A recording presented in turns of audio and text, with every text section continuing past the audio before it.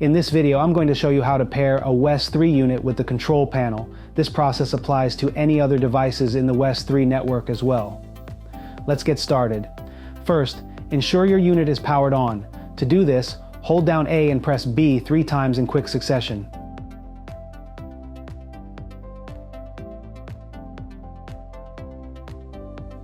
Now that your unit is on, let's proceed with the pairing process. Navigate to the menu and select Unit Number. Choose a unit ID number. We'll choose one for this example. Ensure both units are on. Press and hold button A until the light changes from amber to green.